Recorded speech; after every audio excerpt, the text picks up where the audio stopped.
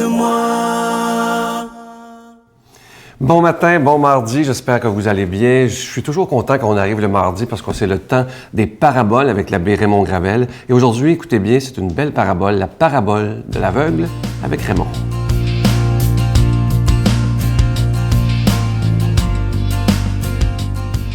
Bonjour. Une histoire qui est racontée par Confucius. Alors, c'est pas jeune, hein? Ça se passe en Chine. Et Confucius racontait qu'un jour, il y avait un aveugle et un paralytique. Les deux ne se connaissaient pas et les deux demandaient au ciel d'en finir parce qu'ils étaient pauvres tous les deux. Mais leur cri était superflu, ils ne pouvaient pas mourir. Un jour, par accident, les deux se sont rencontrés. Le paralytique, couché sur un grabat sur la place publique, et l'aveugle, par accident, s'est rendu près de lui sans même le savoir. Ils se sont tout à coup parlé de leur handicap. Et les deux ont décidé d'un commun accord de se servir de l'autre pour compenser leur handicap.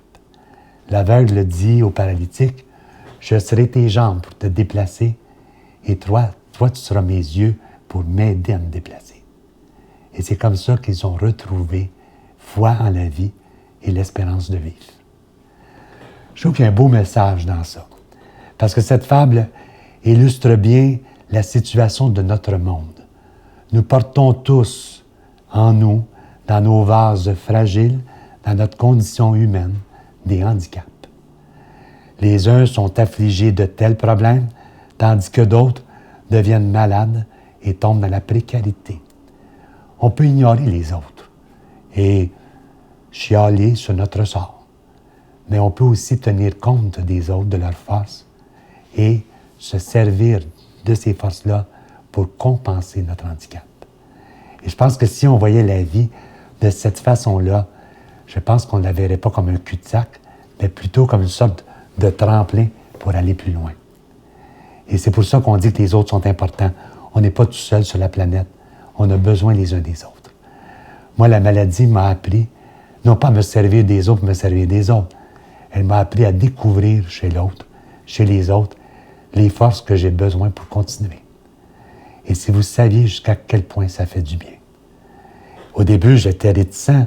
Quelqu'un m'offrait des services, je me disais, « Ben non, je ne mérite pas ça. » Et là, il y a une personne qui m'a dit, « Est-ce que tu le ferais pour les autres? » J'ai dit, « Ben oui, je le fais déjà. » Bon, ben accepte qu'on te le fasse pour toi aussi. Alors c'est comme ça, je pense qu'on peut s'entraider les uns les autres. Et cette parabole-là me dit que c'est important qu'on le fasse. C'est comme ça qu'on retrouve l'espérance de vivre et la joie de vivre.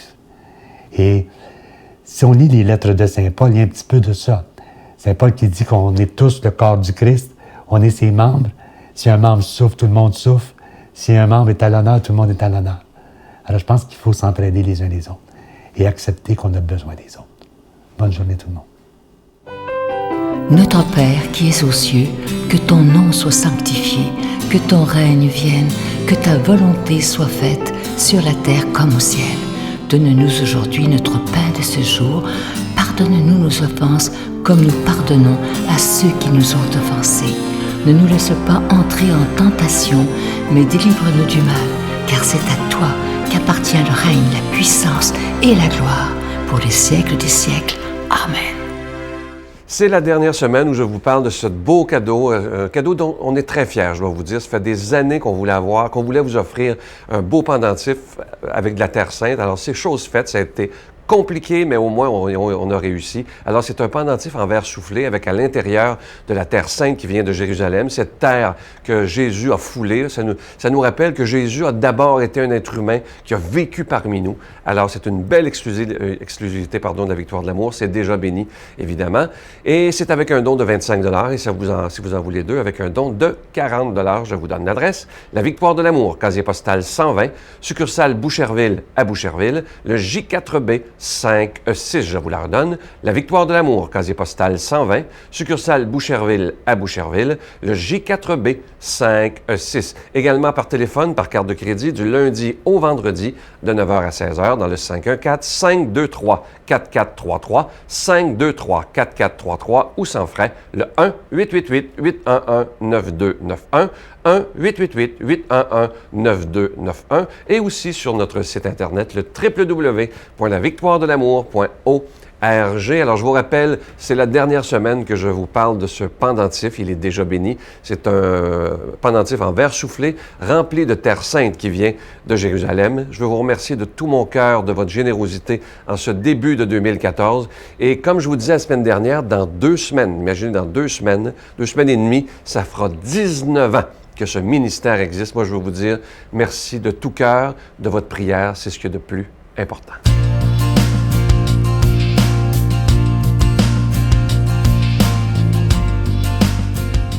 Mon Dieu, donnez-moi la sérénité d'accepter les choses que je ne peux changer, le courage de changer les choses que je peux et la sagesse d'en connaître la différence.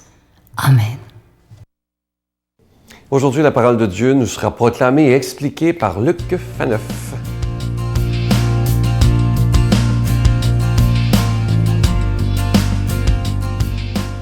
Bonjour, bienvenue à votre méditation quotidienne avec la parole de Dieu. Déjà, le mois de janvier 2014 achève. J'espère que ce premier mois a été bon pour vous. Dans l'Évangile, aujourd'hui, Jésus va nous révéler quelque chose, au fond, peut-être qu'on prend pour acquis, mais quelque chose d'extraordinaire.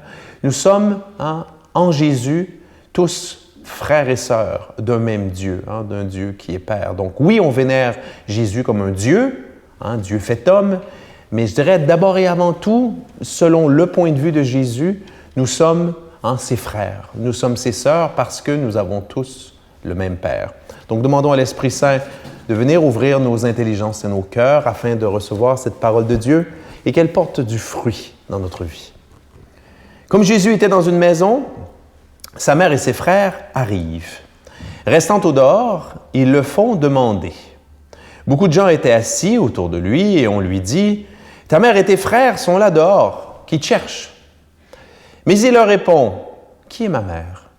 Qui sont mes frères? » Et parcourant du regard ceux qui étaient assis en cercle autour de lui, Jésus dit « Voici ma mère, voici mes frères. » Ceux qui font la volonté de Dieu, celui-là est mon frère, ma sœur, ma mère. Acclamons cette parole de Dieu. Louange à toi, Seigneur Jésus. Aujourd'hui, je m'en voudrais, vous savez, de ne pas mentionner que c'est la fête d'un des grands, on fait mémoire aujourd'hui d'un des grands, sinon peut-être le plus grand docteur de l'Église, le plus grand théologien de l'histoire des 2000 ans d'Église, soit saint Thomas d'Aquin. Vous savez, c'est un des plus grands théologiens de l'histoire de l'Église. Il a vécu au 12e siècle. C'est un dominicain. Mais ce qu'il faut surtout retenir, puis là, au fond, c'est comme une petite capsule d'histoire que je vous fais, une petite capsule culturelle, c'est que tous les prêtres, jusqu'au Vatican II, jusqu'au dernier concile, dans les années 60, tous les prêtres étaient formés à l'école de saint Thomas d'Aquin. C'est qu'au fond, ils étudiaient pendant leur cours de théologie qui durait 3-4 ans, ils étudiaient ce qu'on appelait la somme théologique. La somme comme le grand recueil, la somme théologique qui, a été cet ouvrage absolument fondamental. Et je ne sais pas, peut-être que quelques-unes d'entre vous connaissaient déjà saint Thomas d'Aquin, mais si vous adonne comme ça dans une vieille bibliothèque de trouver un livre sur lui, plongez dedans, vous allez voir, ça va être une lecture spirituelle très enrichissante. Donc, gloire soit rendue à saint Thomas d'Aquin pour ce qu'il a donné à l'Église. Et pensons à tous les dominicains, en particulier l'ordre des frères prêcheurs de par le monde. Peut-être certains nous écoutent, je vous salue, alors bon anniversaire aujourd'hui. Alors aujourd'hui, cette question, cette situation un peu particulière où Jésus est occupé, il est dans une maison et on dit c'est sa mère et ses frères. Bon, sa mère c'est Marie. Maintenant, la première réaction, c'est ses frères. Le texte ajoute ses frères. Et là, ça fait discuter beaucoup les commentateurs de l'Évangile. On va voir que Jésus, finalement, va fermer le bec à tout le monde, va fermer le bec des gens de l'époque. Mais d'une certaine façon, Jésus va fermer le bec de tous les commentateurs de l'Évangile par avance depuis 2000 ans. On se dit, mais est-ce que Jésus avait vraiment des frères? À la limite, là, on ne parle pas de ça, mais est-ce que, autrement dit, Jésus a été fils unique? Et c'est très débattu, c'était très battu dans l'histoire de l'Église à cause de, justement, cette mention-ci, et il y en a d'autres dans l'Évangile. Et ce qui supposerait donc finalement que, selon les différentes hypothèses, que Joseph, probablement plus lui, parce qu'on croit savoir qu'il était plus âgé que Marie, beaucoup plus âgé que Marie lorsqu'il a épousé, ou Marie peut-être aurait eu d'autres enfants. Et là, l'Église a tranché là-dessus, hein, puis parce que je veux vous rassurer, c'est pas quelque chose d'absolument fondamental dans notre foi, mais c'est important de le savoir. L'Église a tranché, hein, Jésus n'avait pas aucun frère et sœur. Et au fond, ce qu'on lit dans le texte aujourd'hui tient à une imprécision du terme hébreu.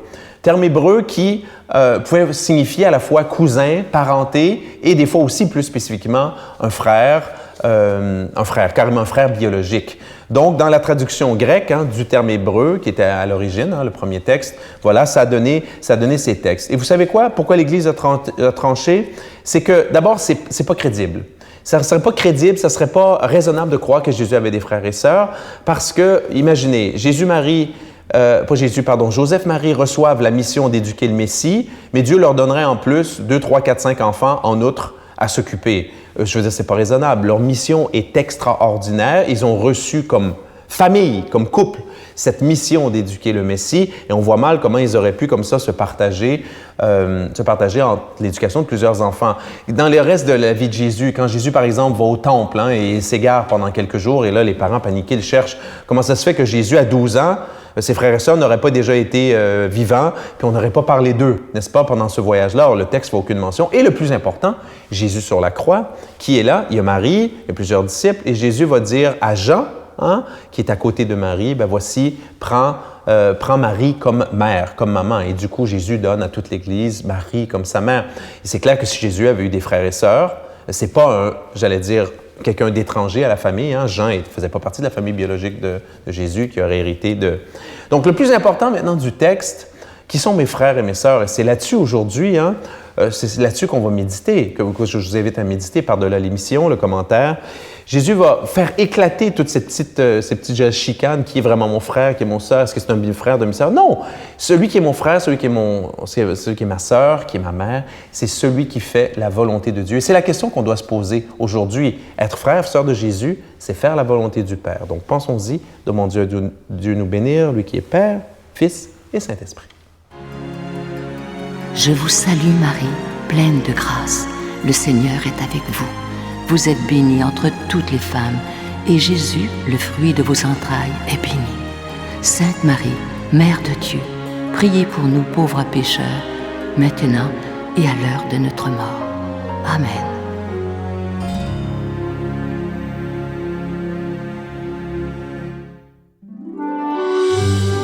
La Victoire de l'amour vous invite à vivre un pèlerinage en Italie à la rencontre de Saint François d'Assise et du pape François, en compagnie de l'abbé Robert Lemire et de Sylvain Charon.